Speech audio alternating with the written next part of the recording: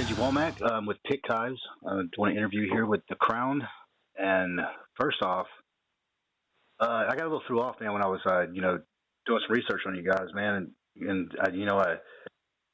sent me the, all the details about the interview, and I had noticed that you're the drummer and the singer. Yes, sir. So how do you pull that off live? I mean, do you have the same energy on stage when you're doing it live? About as much as energy as I can sitting down. Yeah, it's kind of it's rough, but we make it work. Singing and screaming and playing drums at the same time is, that will be. That's brutal, man. Yeah, but we do have recorded drum tracks as well that we also play along to, so it's half and half. So I can still kind of be at the front and be a front man, get the crowd going and everything. Yeah.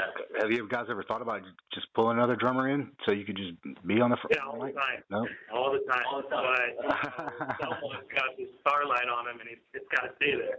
So I hear you. That's not true.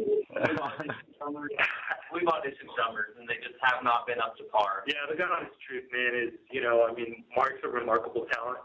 He definitely knows what he's doing. He's definitely one of a kind. He's not, just your average drummer that you can find off Craigslist or anything. He's a really talented guy, and the shitty part about it is he knows it, so. Yeah. Man, I'm gonna tell you, man. I mean, I was, High Road sends me a lot of bands, man, and man, as soon as I heard you guys, man, I was like, dude, please hook me up with this band, dude. Hey, y'all guys are really sick, man. Yeah, man. Well, I think a big part of that, man, is like a lot of us, we have, different influences, and nowadays in music, everybody joins the band and everybody likes the same 4 or 5 songs. So when they produce music, it's it's the same recycled bullshit, if you will, and with us, it's so diverse that everybody has something to bring to this band, and it's very, very, very rewarding to hear people say, "Hey, man, you guys are great. You don't sound like anybody," and that's honestly the most rewarding part for us because we don't want to be just some cookie cutter band, Mm-hmm. So, are you guys on a label, or are you guys just doing this all on your own? Yeah, this is strictly independent right now. We haven't really gotten to the part to where we're fishing for labels. We just really want to tighten our sound and, get our own fan base going before we actually push ourselves to the next point. But that will be in the near future. That's definitely the next step for us. Okay, so this full length you guys got coming out in 2016, is it all new material, or is it going to have like the 4 songs that are previously out are going to be on it as well? We will be including those singles, remastered and everything. Same quality as our latest single, Kill. You can kind of tell, as the videos have been coming out, they've been getting better and better. And that goes the same with the quality of the music and, the sound. So every single that we've released has gotten better and better. So when we do come out with a full-length album in 2016, we can definitely expect new tracks and some of those old ones remastered. So a good maybe 10, 12 songs on a full CD. Awesome. So how was it working with the Corpse Queen? I never even heard of her until you guys, man. So I had to look her up and found out she was in the Grave Babies. So now we got now we got like a trio of baby killer bands. You got the Stolen Babies, the Butcher Babies, and the Grave Babies. Man, it's like Babies Gone Dead, man. Right. Yeah, working with the Corpse Queen is pretty awesome. She's very talented, and I'd seen her perform a couple of times when I went to go check out the Misfits, and they were opening up for the Misfits and for Michael Graves. So when I saw them performing, I heard the voice, and it was a great voice, and I liked it. Hit up the guys and said, "Hey, what do y'all think? Should we, put a little flavor into what we've got going on now?" And we were all in agreement. So I hit her up. She was totally down for the idea. She actually kind of said no at the beginning, just because I told her the script on what was happening and what she was actually doing to me in the video. So she was like, I'm going to feel bad if anything happens to you. I was like, no. I'll be fine. Are you in or out? And she goes, okay, I'm in. So, yeah, we got her in the video. She killed it on the vocals. She killed her performance. And, yeah, we thought it came out really good. So have you guys ever played outside the Texas metal scene? And if you have, I mean, did you notice any differences in the other cities than back home? We did play Louisville, Kentucky. We played. It was a benefit for cancer. Yeah, benefit for cancer. Horns Up Against Cancer, and flew out there. We killed it over there. It was a lot of fun playing with some new fans, like completely.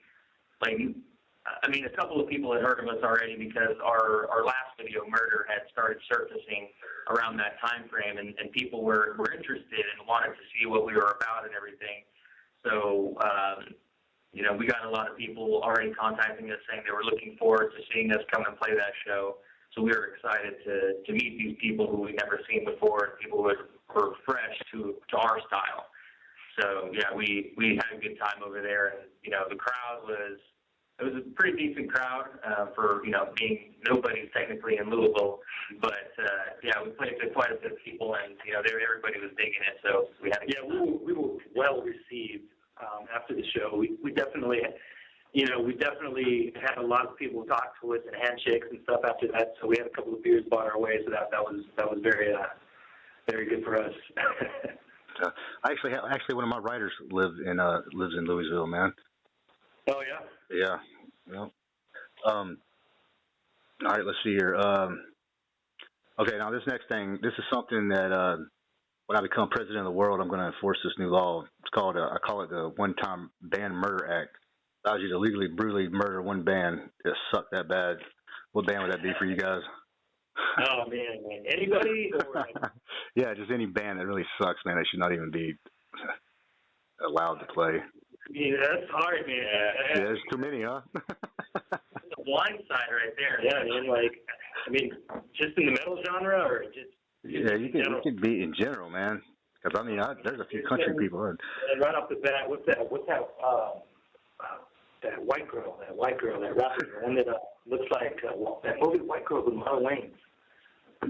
Iggy Azalea? That chick. Oh. That's the one. You gotta go. Gotta go. Oh man. All right.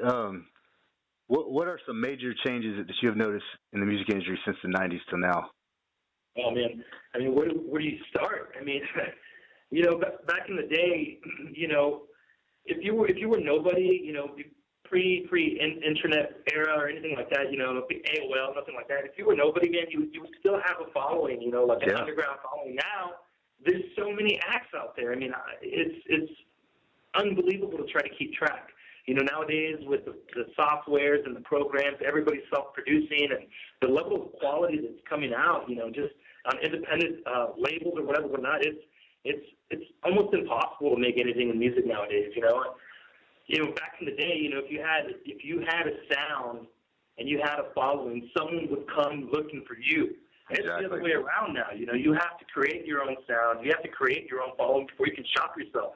It's a drastic difference with the whole CD to MP3 to download. It's a hard profession if that's something that you want to follow through with. It's definitely tough nowadays. Oh, I know, man. When I first started doing this, man, I had thousands and thousands of CDs, man. Records were sending me. And now I got like thousands of downloads in my emails, man. Yeah. There used to be a sense of pride when Tuesday comes around and that new Pantera album drops, and you're going to Sam Goody, you're going wherever you go to buy new music, and you're standing in line, you grab that copy, and you're itching to get home just so you can pop it in your CD player or in your car, and then you go to your friend's house, you're like, man, check this out, I got it. Nowadays, nobody cares about album art, nobody cares about graphics or anything like that. It's just the music. Back in the day, there were so many illustrators, man, that bands would fight for. I want this guy drawing my album cover. Now it's, what are you going to download? Yeah, your screensaver. Yeah, exactly. Yeah, man, I miss the whole getting out there and passing out flyers for my shows and stuff, man. There's no street teaming, there's none of that no more. The closest thing you get to a flyer is a damn invite to a, basic invite. Social media, man, that's all it is now. All right, man. Here's some. Y'all ready for some unmusic related questions here? All right, first one. 12 inches, bro. 12 inches. How do you feel about the legalization of marijuana? I think, in all honesty, man, like, there's definitely pros and cons, okay? So when people think about the legalization of medical marijuana, or just marijuana in general, automatically, you get that stereotypical slacker, long hair, torn jeans look guy and everything. But, the research proves that there's multiple amounts of ailments that's preventable or even cured with marijuana. So I don't really see what the problem is. I mean, you can tax it, you can use that to pay for school education. I don't really see what the problem is, But the real problem is the money that the government makes off of these so-called war on drugs. It's just propaganda at this point. You're not going to stop it. It's never going to be stopped. There's too much money. So cash in on it. You know what I mean? Get paid. That's right. Well, what state are you guys in? Texas. Texas. That's right. Yeah, man. So what's the status on it there? Have y'all guys patted on the panel yet? No, I know. There's been a couple of bills brought up to try to pass, but it always gets shut down. If anything, Texas is always going to be the last state. That's just how it is. I feel that way about Georgia. Oh, I'm sorry? I said we feel the same way here in Georgia about it. We've already been turned down twice on it. We got oils. We got the oils legal, but that's about it so far with that. Sure. All right. Okay. Here we go. Here's some craziness here. So you guys prefer razor shaved, landing strip, or all 70s porn bush? Bro, I need the bush. My man. Okay. Hell yeah. Gotta look. I like it smoothly. Honestly, man, it doesn't really matter, man. It just takes itself. What difference does it make? Right. All right, man. So if you guys saw a groupie walking around one of your shows with your band stickers on their ass and the back of their shirt said, "Support your favorite band, let them stick it to that ass," what would your first thoughts be? I like this chick. Yeah, that's a good fan right there. Yeah, hell yeah. Yeah, I just asked that because that's like part of my. I have this thing called the Ass Ties, where I go around. And I started like 10 years ago, sticking band stickers on chicks' asses, and it just became like a big thing. And now it's got its own sticker. So I got the shirts made up, back up, and that's what they say: "Support your favorite band, let them stick it to that ass." Need to get some of those. Okay, so what's your thoughts on pay to play shows, venues, and events, and buy on tours? Buy on tours, man. First of all, buy on tours can be very, very beneficial to an act that's not very popular. If you buy on to a tour with someone that's going through 12 cities, and those 12 cities are going to get packed out, man, bring your merch and make some money. But it's tricky, man. You definitely can't follow someone that's over popular, because then you're just the opening act. You definitely need to pick your tour and know who you're going to go with, and not only that, you got to figure out whether you're going to mend with this band or not. Because they can just as easily just say, "Man, you're done." Mhm. Okay, what about pay to play shows, like for locals? Yeah, it's going to also depend. If you have like a decent following, like I'm going to say, for example, let's say if we play here in Austin, we can guarantee 40 to 50 people on like on a Wednesday night or a Tuesday night if like a big show's coming through. So it's no biggie for us to sell those pre-sale tickets. But for bands that are just starting out, who aren't established already, it's not going to really benefit them any, because they're really hustling to sell these tickets because they're just their friends and their families, not actual fans. And seeing bands break their back for stuff like that it's not good to see that, because they're just wasting away, playing like some of those bands only play like 20-minute sets, 30-minute sets. Yeah, they're dropping $300, $400. Yeah, they're dropping all that money, and any tickets that they don't sell, they're still responsible for. Yeah. So it's just helping the promoter or whoever's setting it up pay for the gig, pay for the big band to come through the town. So Well, see, if you're not big enough, I don't recommend doing it. Well, see, I'm from California, man, and I used to have like 13 venues out there I used to book, and I never I never charged a band to play. I was, always gave them the door. There was a few like the Whiskeys and the Go Go's, that charged, you had to pay to play.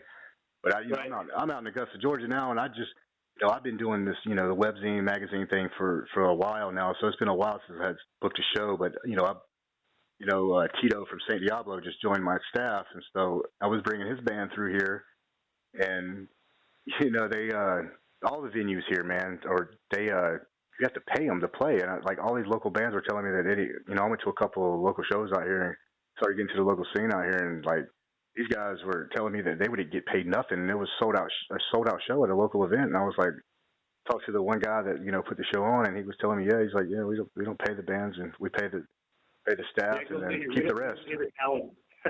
Yeah, we don't pay the talent. Yeah, they walked with like $800. I was like, you didn't give any of that to the band. They paid the out of town bands.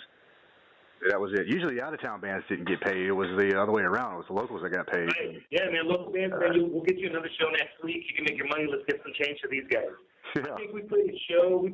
Man. It's been a while, but it was probably about 6-7 months back. We played a show. And I'm pretty sure we had pre-sale tickets. And we were talking to this one act that was killer, man. I mean, these guys, they were hungry. They had a decent sound. They had their choreographed set. It was amazing. It was amazing. And, yeah. Remember what it was? Yeah, that's fantastic. Yeah, we talked to them, and they were like, yeah, we have to drive all the way over here, and, we have to pay so much money. And, they were on stage for 30 minutes. I almost wanted to give them the money out of my pocket. I felt so bad for these guys. Hell yeah, I've done it myself, man. Well, if you guys ever get ready to go on tour, man, just keep Augusta in mind, man. I'll make sure y'all get paid. Absolutely, man. Yeah, for sure. Thank you. Okay, in a world of aspiring artists and bands, what is your opinion? In your opinion, what makes your band stand out? Kind of answered that already, but you can elaborate on it. Yeah, I was going to say, like I said, man, just the diversity that we can bring. A lot of people nowadays, man, it's all, it's either gent or, hardcore, post-core, and that's cool, man. Like, don't get me wrong. A lot of bands, I love gent, man. I love a lot of bands that, they're just pigeonholed to one sound. But, like I said, we're really diverse, and we don't have just that one sound.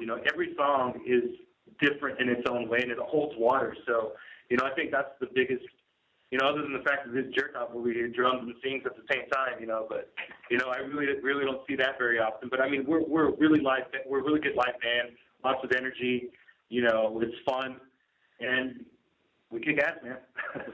What was your guys'? I think our music videos definitely help. That's badass, man. Thank you. And each one of us live has kind of our own image, our own thing going on. We don't really, we're all kind of different style-wise, and it shows in our live performances. So I think that goes well for us as well, especially with fans out there. They like a certain fan might not be a fan of the way Eric dresses, but it's a fan of the way I dress, or they're always a fan. Whatever. Like it'll be easier to approach each individual member as a fan, I believe. Oh yeah. You guys remember what was your guys' first show? Fucking Ozzy Osbourne, baby. Ozzy Osbourne. 12 years old. Ozzy Osbourne, Corpus Christi, Texas. That was 1984. What about the rest of you?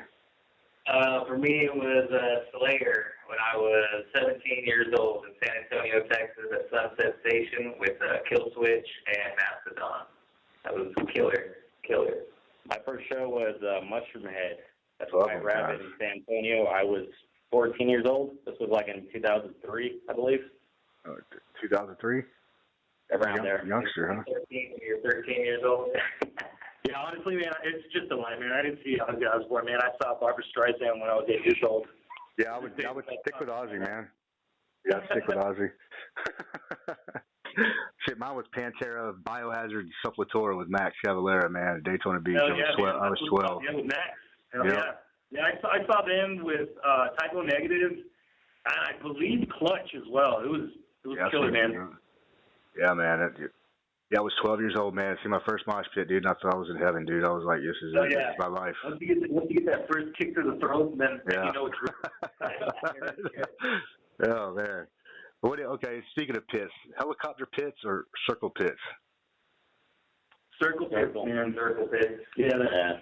I'd always tell when I'm talking to an older band, dude, or people that are older that's been around in the music scene. With them helicopter pits, I just witnessed some. I've seen them. I've seen them from a distance before, but at like big events. But like I went to this local show a couple weekends ago, and it was like all the bands were like 16, 17 years old.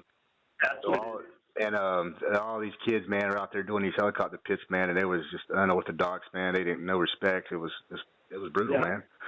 I want to say it saved me. I was bigger than them. Yeah. Like, hit me, I want you there. There you go. All right, man. Before we perish from our existence, what's one thing you would like people to remember about you? One thing I want people to remember is that I don't fight, I kill. Yeah. All right, man. Last question, man. In your own words, describe what music does to you emotionally. All of us are just one.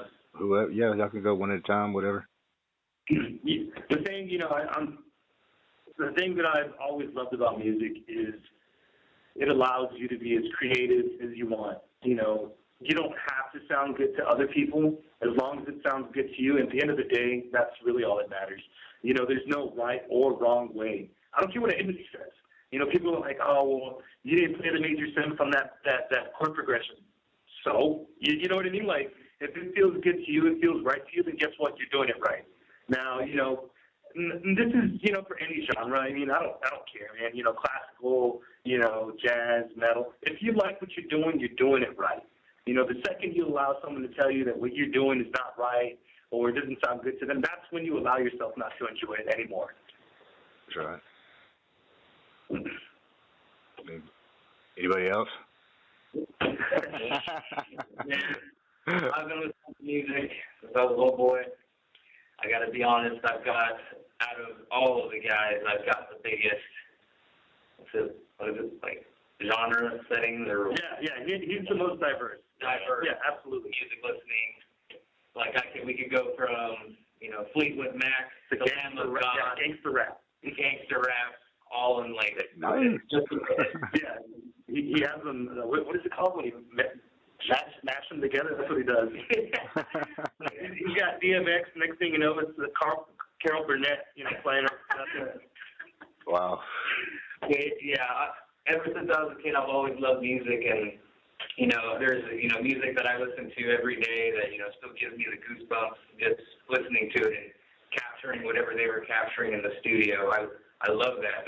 That's what makes me and motivates me to make me want to write more music to give other people goosebumps. And Eric, he wrote Kill, and, that song came out great. I put the lyrics to it. We structured it. It came out together. And then when we added the Corpse Queen on there, I've seen some of, like, her fans and her comments, or some of her fans' comments saying that they loved her voice and that it just gave them goosebumps. So to know that, we contributed to that makes us feel good, and that makes me feel good to know that we did, what I always dream of doing, listening to the music that I listen to. So it's always helped and progressed, getting up there and what we want to sound like. So. I think at the end of the day, the most rewarding part for any musician, I mean, whether you're, an amateur, novice, beginner, whatever, for someone to appreciate what you're doing, by far is the greatest thing ever. Just someone come up to you and say, I don't like metal. What you did in that song, that's cool. That right there, that's what I do it for. Oh yeah, man. Guys, I mean, I really do appreciate the interview, man. I don't know if you guys have got a chance to check out my website yet, but as soon as I get this interview up, probably late tonight or tomorrow morning, I'll post a link on y'all's Facebook page, I guess.